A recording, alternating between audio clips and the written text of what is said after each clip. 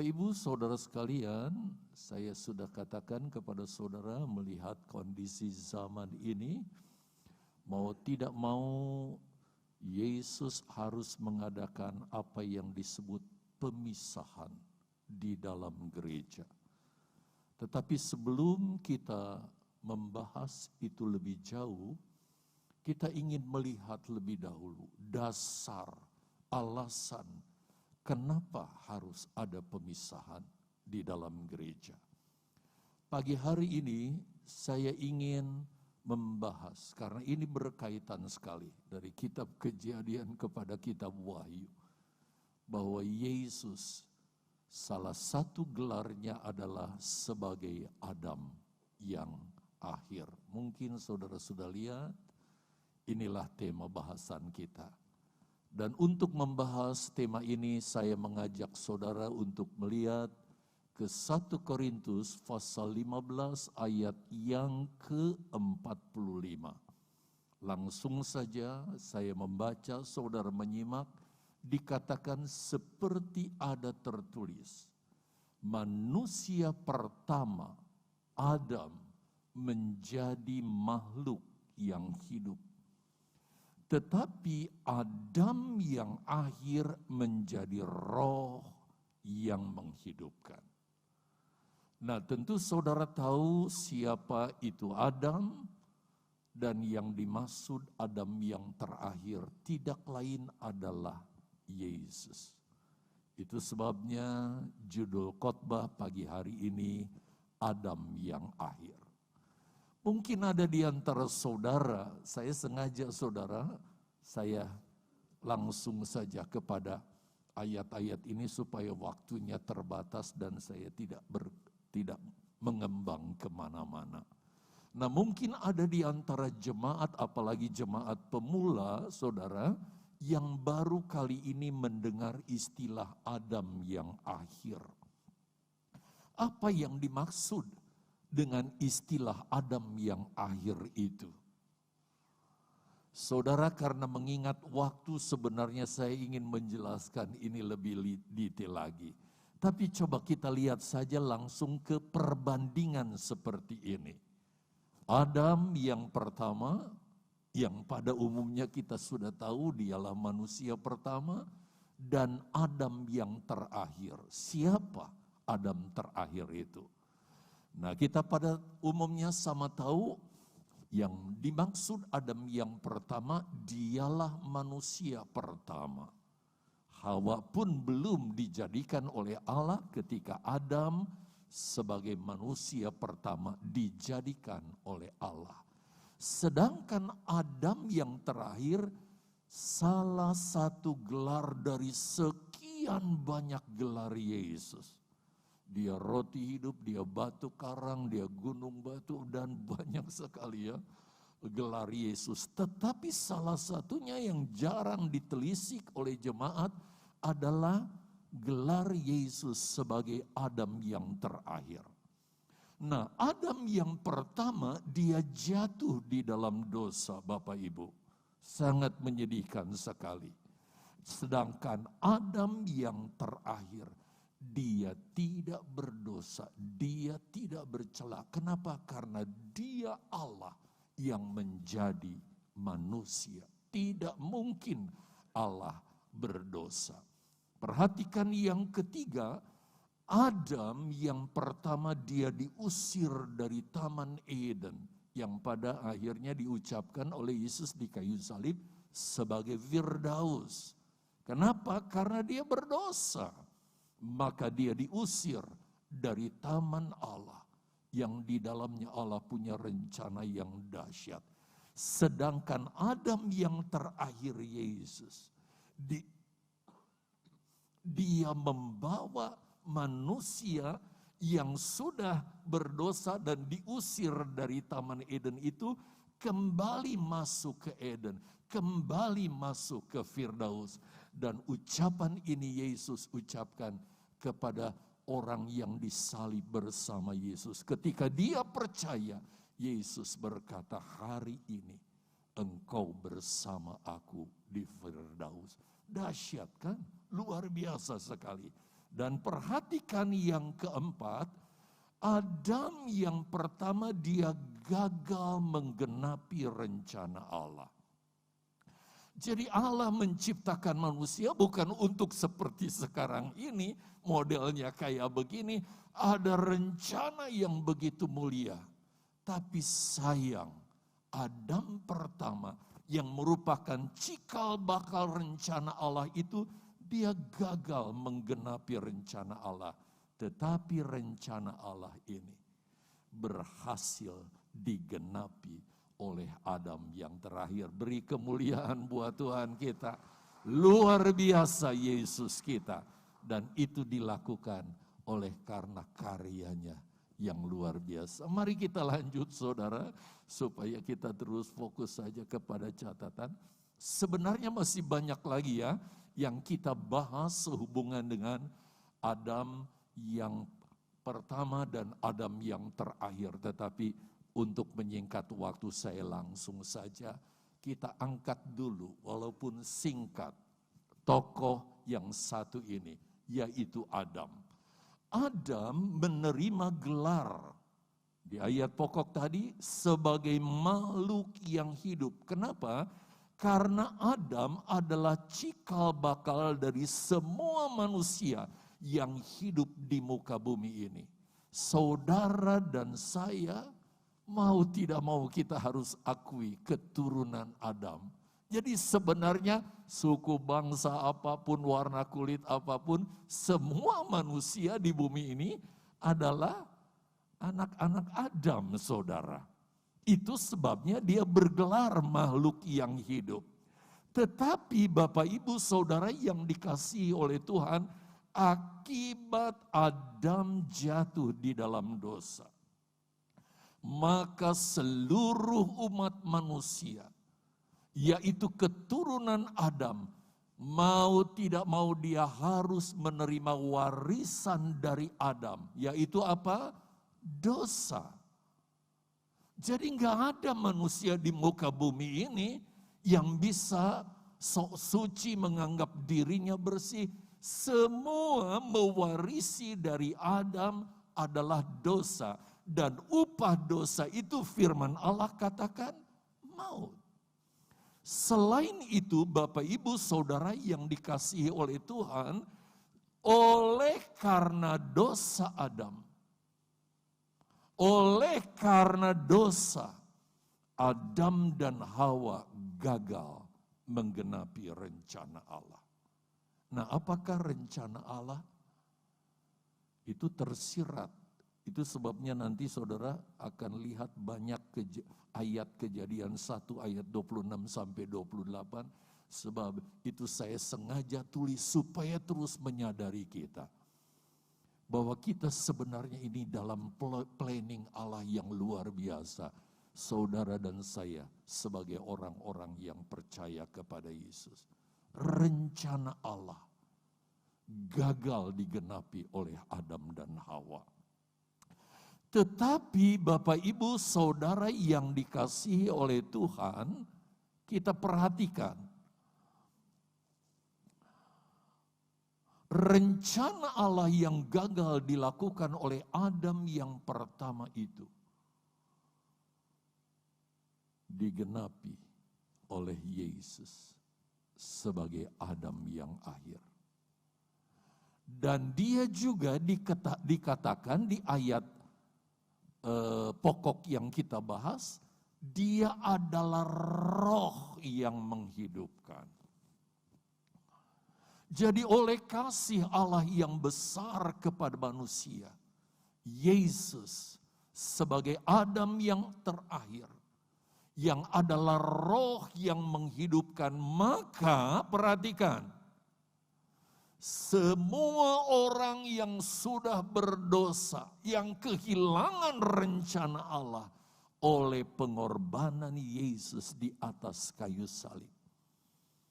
Saudara dan saya yang percaya kepada Yesus, yaitu Adam yang akhir. Oleh karena iman kita kepada Yesus, maka dahsyat saudara, segala dosa yang terus diwariskan dan ada di dalam diri kita diakhiri, artinya diampuni. Bahkan seharusnya tidak ada lagi dosa di dalam orang-orang yang percaya kepada Yesus. Karena dia sebagai Adam yang akhir, dia adalah Allah yang hidup, yang sudah rela jadi manusia, mati di kayu salib, supaya dosa dan saudara dan saya diakhiri di dalam kematiannya, di dalam penebusannya di kayu salib. Sehingga kita tidak akan melihat maut dan kebinasaan. Atau kita tidak akan melihat neraka, apalagi mengalaminya. Melainkan apa saudara? Kita menerima hidup yang kekal di sorga. Dosa kita diakhiri oleh Adam yang terakhir karena dia yang menanggung itu. Waduh, kalau saya mengingat-ingat ini, sambil memuji Tuhan tadi, aduh bercucuran air mata saudara. Seharusnya kita binasa, kita menerima hidup yang kekal. Selain itu, perhatikan ini. Kegagalan Adam dan Hawa untuk menggenapi rencana Allah itu diakhiri oleh Yesus. Yaitu Adam yang akhir. Artinya di dalam Yesus, Kejadian 1 ayat 26 sampai 28 yang gagal dilakukan oleh Adam pertama, itu akan digenapi oleh Yesus sebagai Adam yang terakhir. Jadi saya heran kalau ada anak Tuhan yang udah mengerti firman Allah, lalu tinggalkan Tuhan. Di mana gitu pikirannya? Digenapi. Kapan digenapi? Kita ikuti firman Allah ya saudara. Nah, dari sini saya ambil kesimpulan saudara. Yang pertama, perhatikan dua hal ini saja. Saya hanya memfokuskan kedua hal ini saja. Oleh korban Yesus disalib, oleh kematian Yesus, maka di dalam Yesus, yaitu Adam yang akhir. Semua jawab. Lihat kan catatan. Oleh korban Yesus disalib, maka di dalam Yesus, yaitu Adam yang terakhir. Semua jawab 2, 3. Semua dosa dan kesalahan kita diakhiri. Selain itu Bapak Ibu Saudara, oleh kematian Yesus, kegagalan Adam yaitu dalam melakukan rencana Allah akan digenapi oleh Yesus sebagai Adam yang terakhir. Ini planning Allah yang sedang berjalan. Dan saya mau saudara dan saya kita ada di dalam rencana Allah yang mulia itu.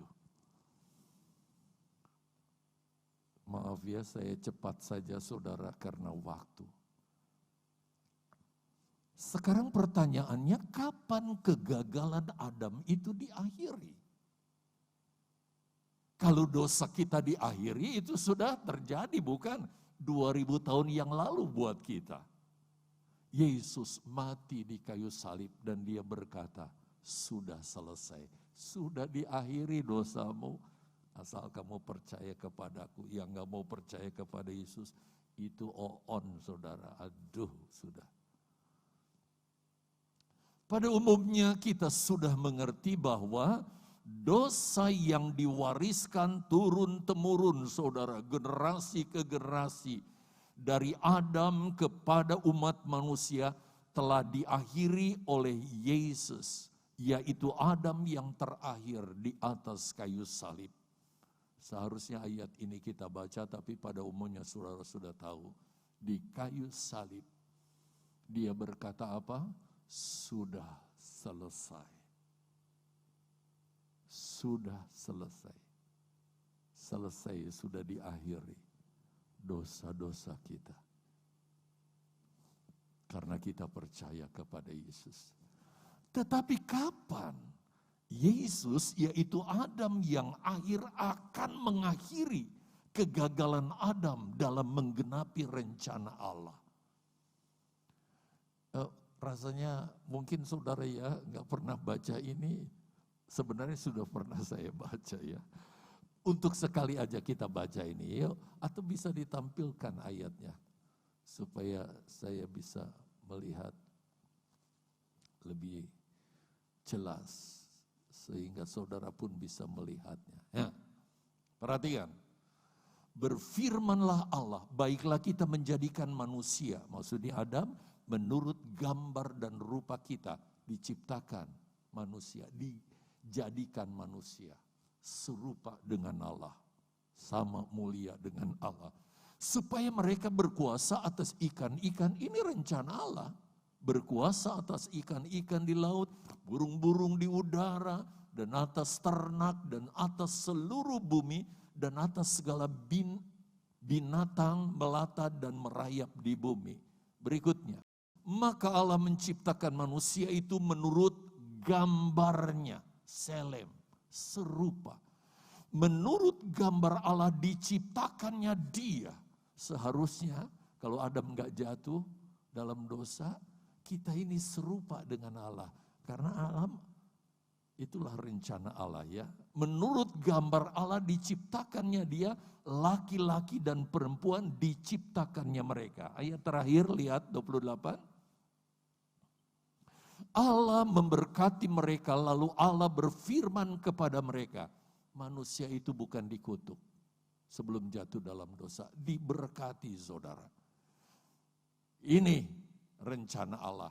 Beranak cuculah dan bertambahlah banyak, penuhilah bumi dan taklukkan itu, berkuasalah atas ikan-ikan di laut dan burung-burung di udara, dan atas segala binatang yang merayap di bumi.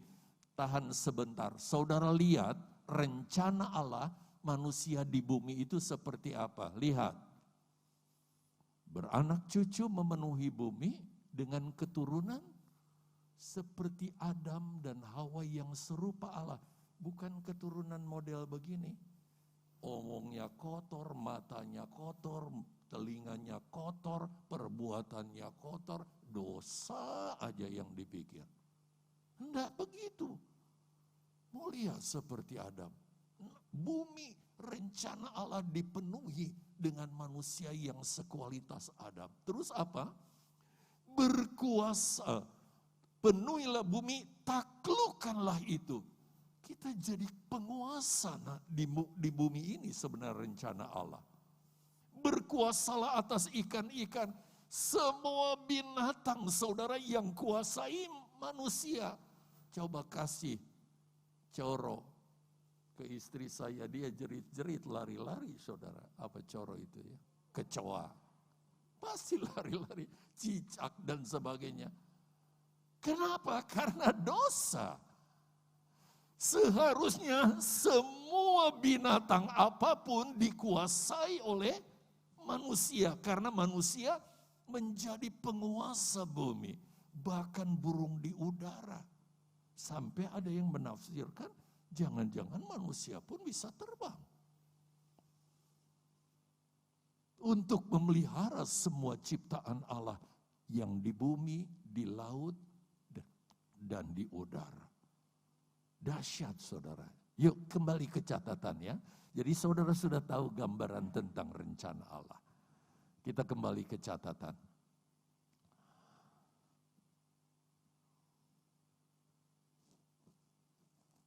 Nah dia, udah bisa. Adam dan Hawa di Taman Eden kita lihat lebih dahulu. Kalau saudara membaca tadi Kejadian 1 ayat 26 sampai 28 dijelaskan bahwa Adam dijadikan serupa dengan Allah. Bukan model begini, saudara. Serupa dengan Allah. Jadi manusia pada awalnya diciptakan begitu mulia dan sempurna serupa dengan Allah. Saya nggak ambilkan sih ayatnya di situ, Mazmur. Pernah kok saya sampaikan. Kalau dalam bahasa Inggris dipakai istilah a little lower than God. Jadi kalau katakanlah posisi Allah di sini, manusia itu a little lower. Cuma sedikit, saudara, perbedaannya, kemuliaannya dengan Allah. Tentu nggak ada yang menyamai Allah, bukan? Tapi seperti itulah Allah menciptakan manusia. Perhatikan tujuannya. Saya sudah singgung tadi sedikit. Tujuan Allah menciptakan manusia supaya manusia beranak cucu, memenuhi bumi ini. Sekarang penuh kan, sudah 7, berapa 6 miliar. Tapi modelnya bagaimana? Ya kayak itulah, saudara, lihat. Enggak karu-karuan. Bahkan tidak sedikit orang yang berstatus sebagai orang Kristen tapi perbuatannya enggak karu-karuan. Tetapi beranak cucu, sebenarnya Allah punya rencana bumi ini dipenuhi manusia tapi sekualitas dengan Adam dan Hawa. A little lower than God. Wih, dahsyat. Lalu kita menjadi orang-orang yang sanggup memelihara bumi dan isinya. Sampai bumi ini akan tetap lestari. Sekarang sungai kayak apa? Gunung-gunung runtuh semua. Banjir di mana-mana. Itu karena ulah manusia, karena manusia nggak bisa memelihara bumi. Kita jadi penguasa di bumi, bukan ketakutan di bumi ini. Karena berdosa, kita baca Efesus, yang menjadi penguasa bumi beralih kepada tangan iblis. Efesus pasal 6, bukan? Manusia tidak dijadikan Allah untuk mati. Nggak ada konsep bahwa manusia akan mati. Jadi manusia menjadi makhluk yang langgeng di muka bumi ini. Hidup selama-lamanya di muka bumi ini. Allah enggak merencanakan kematian bagi manusia di muka bumi. Tapi rencananya sebagai penguasa bumi. Rencana yang dahsyat ini sangat disayangkan. Kenapa? Karena Adam jatuh di dalam dosa. Dan lebih tragis lagi, manusia kehilangan kemuliaan Allah. Kalau ini Tuhan saya gambarkan, manusia sedikit saja, tapi ketika jatuh dalam dosa, kehilangan kemuliaan yang begitu dalam. Ada sih sisa kemuliaan. Sebab kalau dibandingkan dengan binatang, manusia masih lumayan lah. Tapi jauh dari kondisi semula, saudara. Itu keadaan manusia ketika jatuh di dalam dosa. Jangan saudara pikir ada orang hebat luar biasa mungkin ya. Wah, hebat orang itu. Tapi sebenarnya dibandingkan ketika manusia sebelum jatuh dalam dosa. Wow, luar biasa. Luar biasa. Yang ketiga, manusia gagal melakukan kehendak Allah, rencana Allah. Karena dosa, lalu kehilangan kemuliaan Allah, Adam dan Hawa gagal melakukannya. Memang ada keturunan, tapi bukan model begini manusia yang direncanakan Allah. Manusia yang acak kadut, bukan. Bukan model begini. Perampok, pezina, pendusta. Bahkan sekarang ada yang laki-laki suka laki-laki, wanita suka wanita. Yang begini, yang direncanakan Allah sama sekali tidak. Rencana Allah begitu mulia. Dan akibatnya saudara, Adam dan Hawa diusir dari Taman Eden. Ini sungguh menyedihkan. Kalau begitu apakah Allah biarkan rencananya yang kudus, yang mulia, itu gagal total?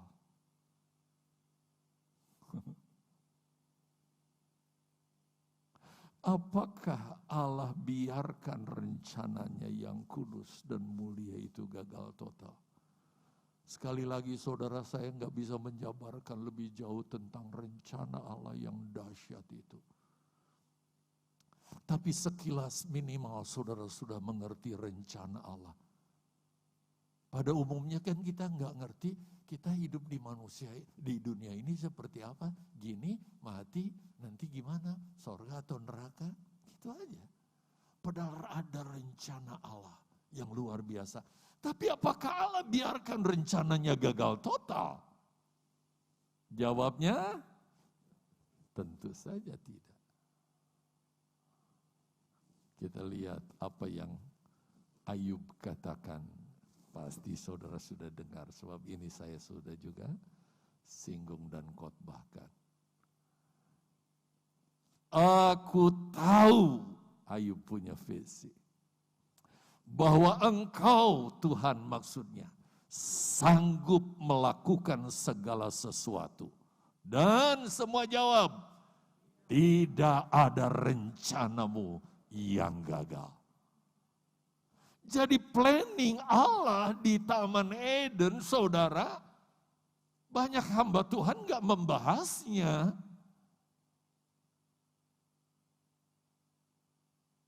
Dipikirnya ya sudah, itu gak jadi, berakhir sorga. Rencana Allah tidak akan gagal, saudara.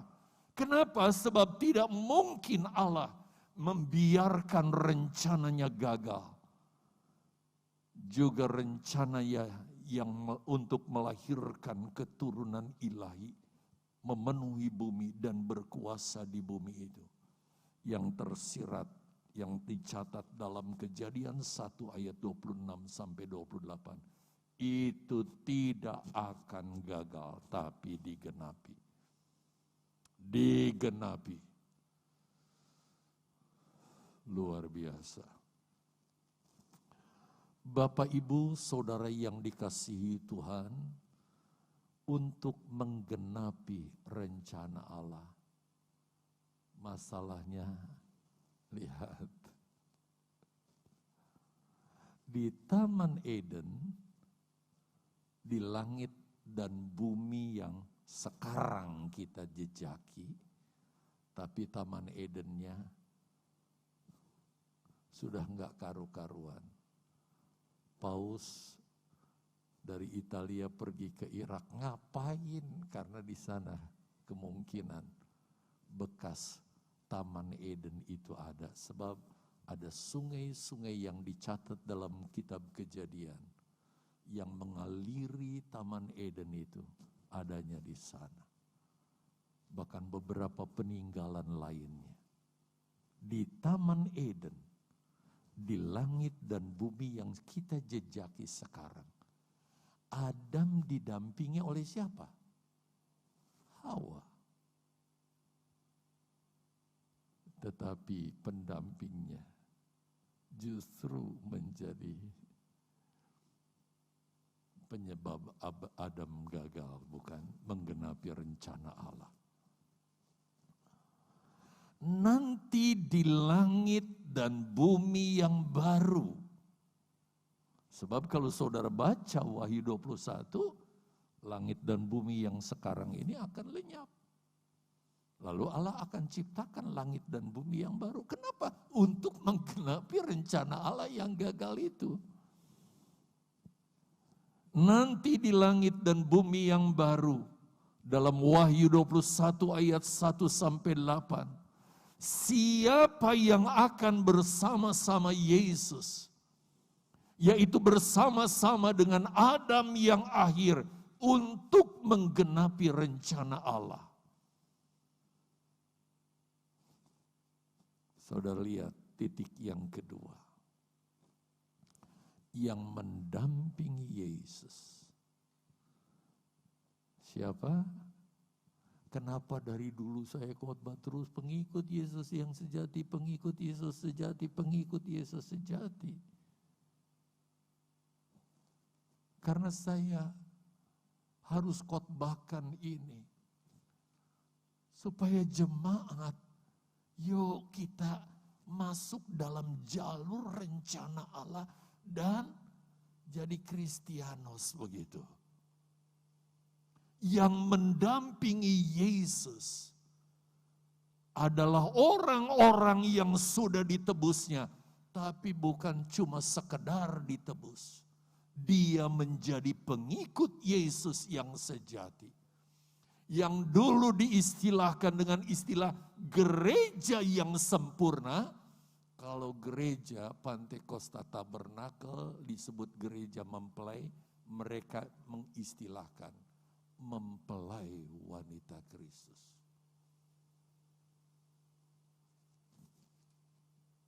Hawa gagal. Adam yang terakhir siap merencanakan, menggenapi rencana Allah. Tapi dia perlu pendamping. Dan dia sedang menantikan pendampingnya. Saudara dan saya dan seluruh umat Kristen di bumi. Yang seperti apa? Pengikut Yesus yang sejati. Gereja yang sempurna. Bukan cuma sekedar ikut Tuhan. Ini salah satu ujian loh COVID loh. Kualitasnya kayak apa nih? Ada yang ketakutan, tapi saudara piknik kemana-mana bisa. Ke gereja nggak bisa. Dia sedang mencari mempelai wanita Kristus. Nggak salah kalau saya sebut Adam yang, Hawa yang akhir. Yuk kita lanjutkan. Yesus menginginkan, dia begitu merindukan agar kita menjadi serupa dengan dia. Itu sebabnya saudara yang dikasihi Tuhan, kematian Yesus, yaitu Adam yang akhir, kematiannya di kayu salib. Bukan hanya untuk mengakhiri dosa saja. Pada umumnya kita hanya membahas ini.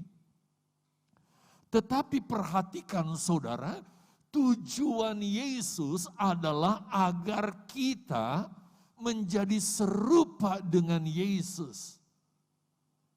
Serupa dengan Adam yang akhir. Jadi ketika kita diselamatkan itu merupakan titik awal, pintu gerbang di mana kita sedang masuk dalam rencana Allah. Tapi dia nantikan kita supaya kita menjadi serupa dengan Adam yang akhir.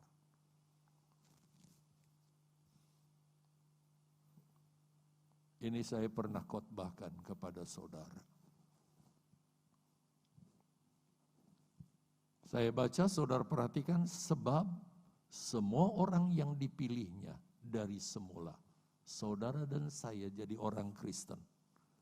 Jangan pikir, oh saya diajak teman, itu jalan Tuhan untuk memilih saudara.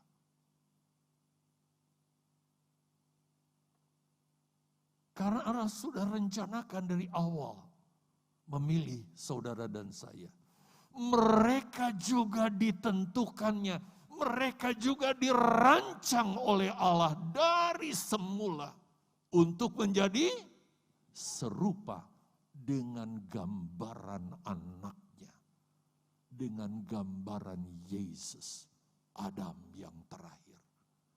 Gambar Yesus, gambar Adam yang akhir itu sudah hilang dari dalam diri manusia karena dosa.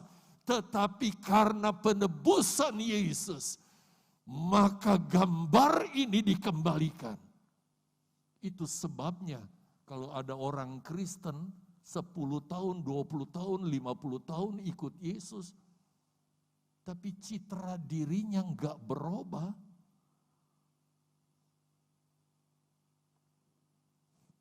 Berarti maksud tujuan Allah tidak tercipta di dalam orang tersebut. Itu sebabnya Bapak Ibu, saudara yang dikasihi Tuhan, tidak ada pilihan lain bagi saudara dan saya. Kalau kita ingin jadi pengikut Yesus yang menggenapi rencana Allah, yaitu rencana Allah yang gagal dilakukan Adam dan Hawa dalam Kejadian 1 ayat 26 sampai 28, maka tidak ada cara lain. Jadi jangan sebelah kepada gembala. Kalau gembala terus khotbahkan pengikut Yesus sejati, pengikut Yesus sejati. Saya sebagai gembala bertanggung jawab di hadapan Tuhan. Saya harus khotbahkan ini. Kalau enggak saya bersalah. Yos, kamu tahu tapi kamu simpan itu.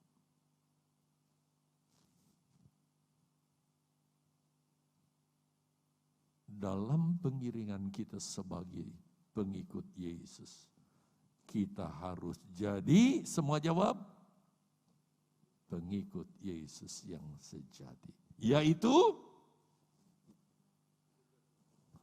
kok nggak mau jawab? Yaitu, atau mempelai wanita Kristus. Nggak salah disebut Adam Hawa yang terakhir ya. Hawa yang pertama gagal. Kenapa disebut terakhir? Kalau kedua, nanti ada ketiga, keempat, kelima. Kenapa Yesus disebut sebagai Adam terakhir? Kalau Yesus Adam kedua, nanti ada Adam ketiga. Terakhir, tidak akan mungkin gagal.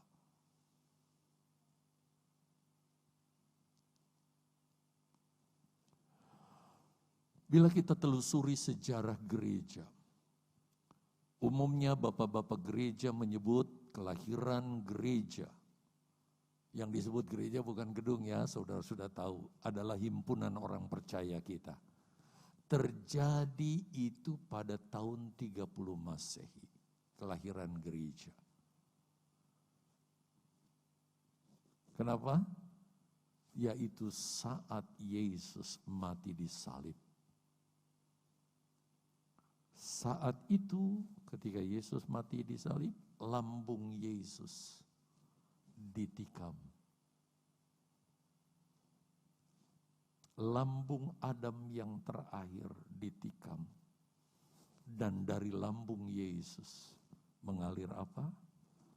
Darah dan air. Saudara pasti bisa temukan ayatnya. Dan pada saat itulah lahir yang disebut jemaat, himpunan orang percaya, atau kita sebut sebagai gereja. Jadi kalau kata gereja, saya sebut kata gereja, saudara, itu seringkali berbicara tentang himpunan orang percaya. Lihat saudara, dari generasi ke generasi terus berganti. Gereja, yaitu jemaat atau himpunan orang percaya, terus hidup di muka bumi ini. Silih berganti, tantangannya wow luar biasa saudara. Bila dilihat secara individu, entah berapa banyak saudara, hamba-hamba Tuhan. Saya juga baru kehilangan sahabat pelayan Tuhan yang begitu kental dengan saya. Saudara, saya menangis ketika rekan seangkatan di sekolah Alkitab ini dipanggil Tuhan karena dia begitu dekat dengan saya. Dia juga dipanggil Tuhan. Bahkan masih banyak lagi yang mati. Dan sekarang mereka rohnya ada di Firdaus bersama dengan Yesus, bukan? Kita tidak pernah berpikir dan kita tidak pernah menyangka Tuhan izinkan kita hidup di akhir dari akhir zaman. Saya nggak pernah minta ini. Saya dilahirkan. Bahkan anak saya, generasi-generasi yang lebih muda dari saya. Kita nggak pernah merencanakan ini. Saya ingin ingatkan kepada jemaat. Kitalah yang akan menggenapi rencana Allah itu.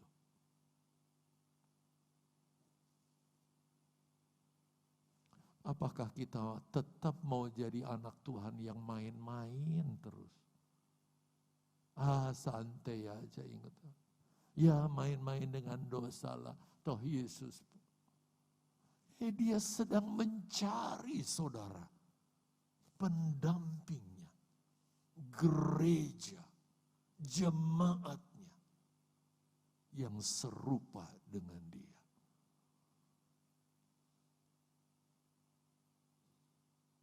Karena rencana Allah harus digenapi.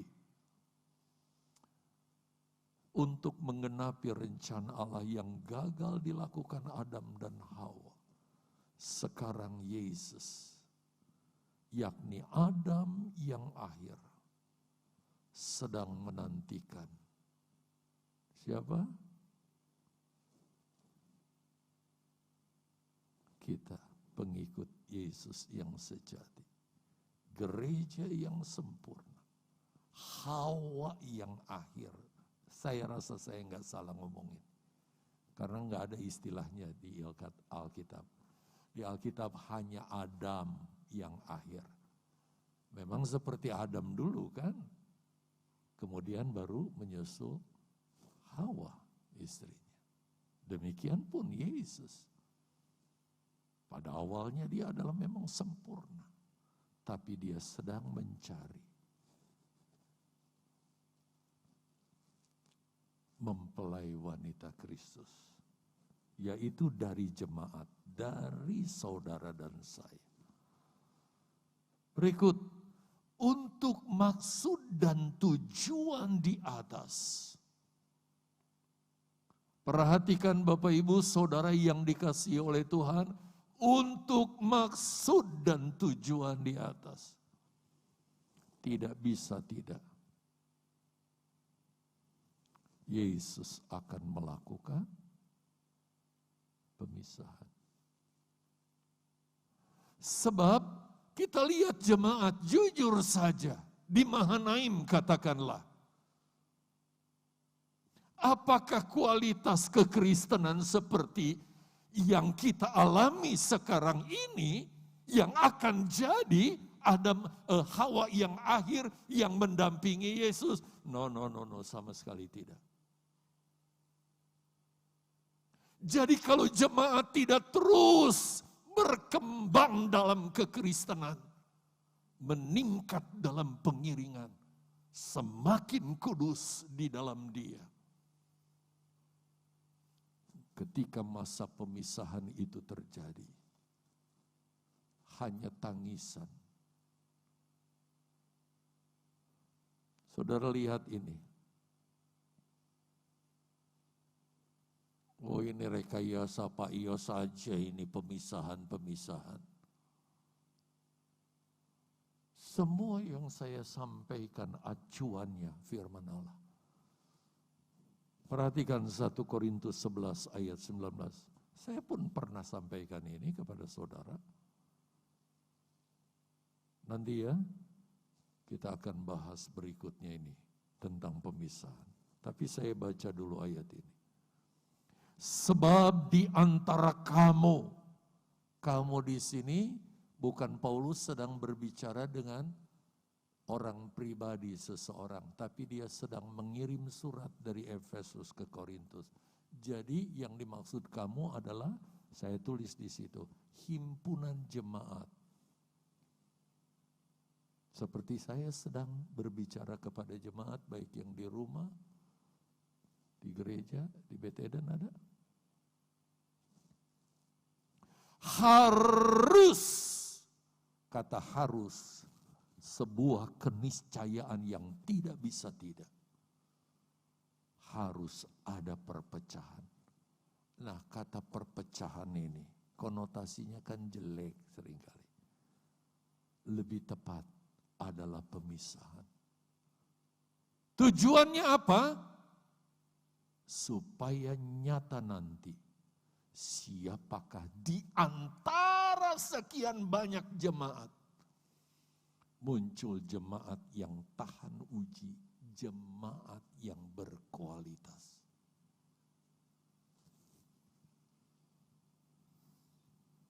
Di jemaat Korintus berulang-ulang terjadi perpecahan.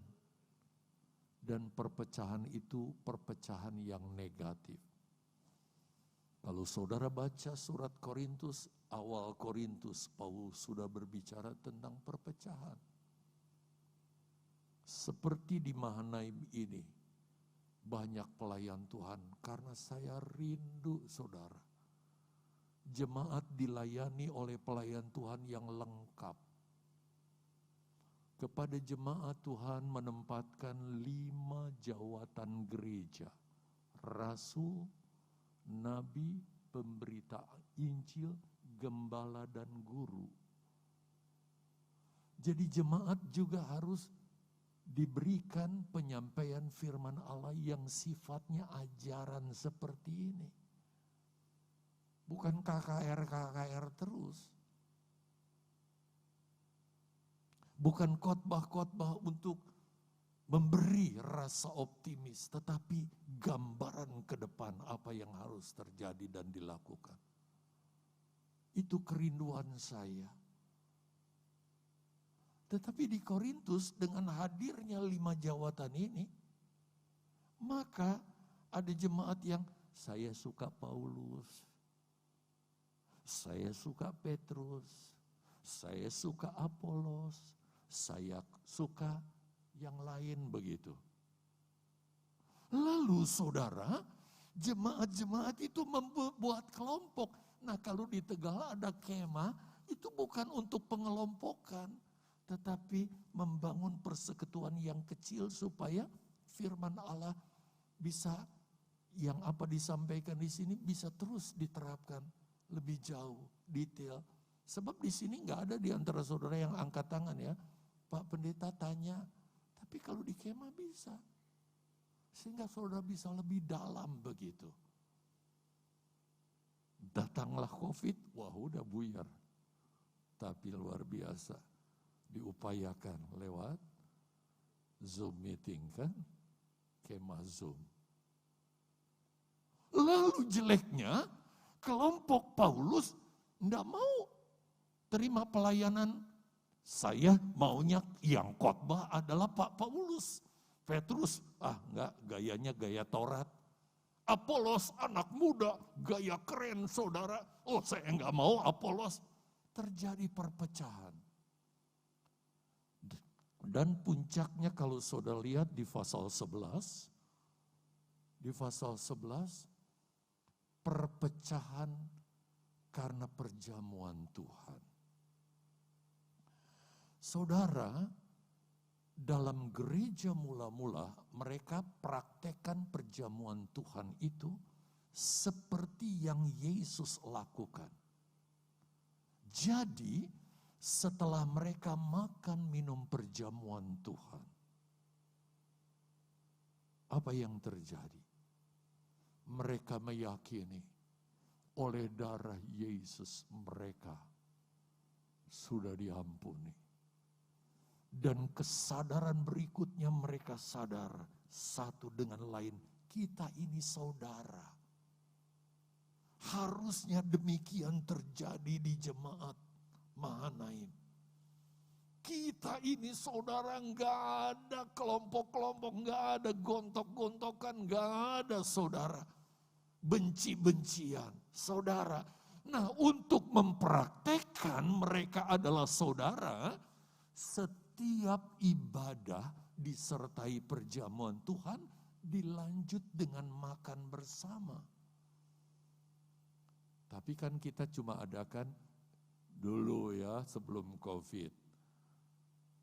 Tahun baru ya di minggu pertama, Paskah, ulang tahun. Sebab kalau tiap minggu, aduh mana mungkin. Udah perjamuan Tuhan kita makan bersama. Mereka jadi satu keluarga.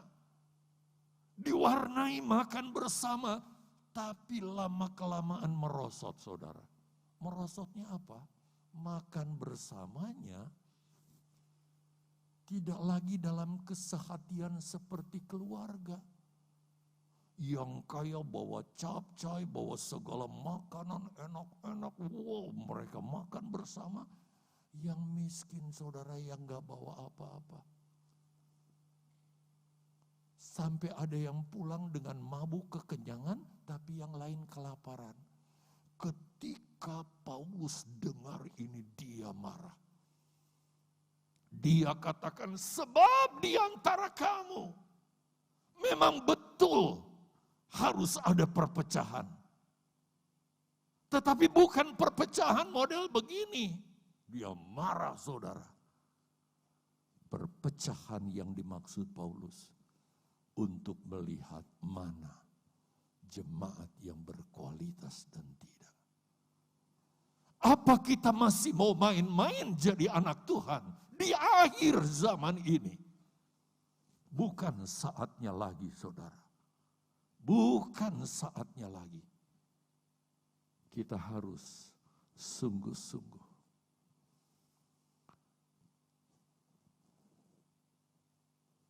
Bekerja, berusaha, cari uang, itu tidak salah.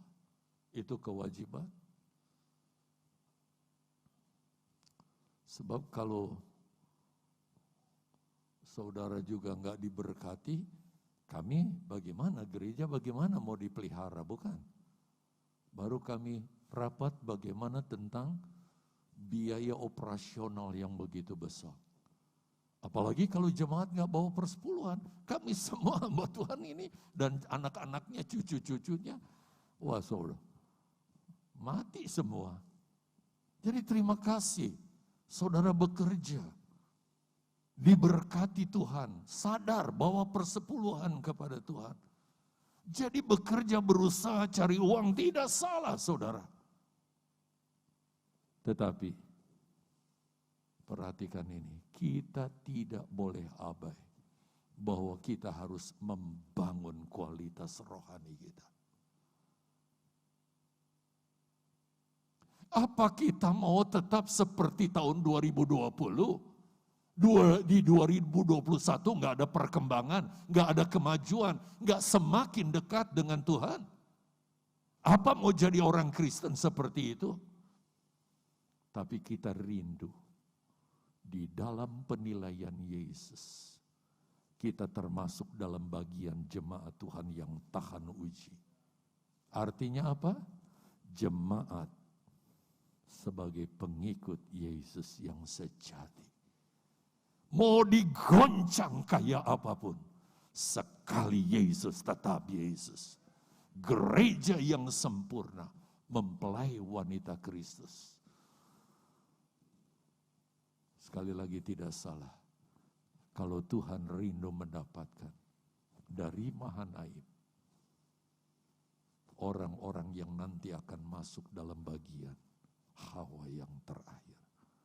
Saya tidak punya beban lagi. Saya sudah sampaikan firman Allah kepada jemaat. Bahkan direkam di YouTube. Saudara bisa dengar berulang-ulang. Untuk mengingatkan, menyadarkan kita. Akan ada masa pemisahan. mana yang Tuhan akan masukkan dalam bagian gereja yang sempurna, dan mana yang akan ditinggalkan. Itu sebabnya Bapak Ibu Saudara yang dikasihi oleh Tuhan, saatnya sudah sangat dekat, di mana kita akan masuk pada masa di mana kita tidak bisa lagi lari, tidak bisa menghindar. Dalam bahasa Inggris dipakai kata point of no return. Begitu dia, point. Satu titik, satu masa kita nggak bisa mengelak. Aduh, kasih kesempatan lagi. No, ini sudah saatnya. Saya pengen lebih sungguh-sungguh lagi. Gak bisa menghindar. Sekarang kita masih punya kesempatan, jangan disia-siakan.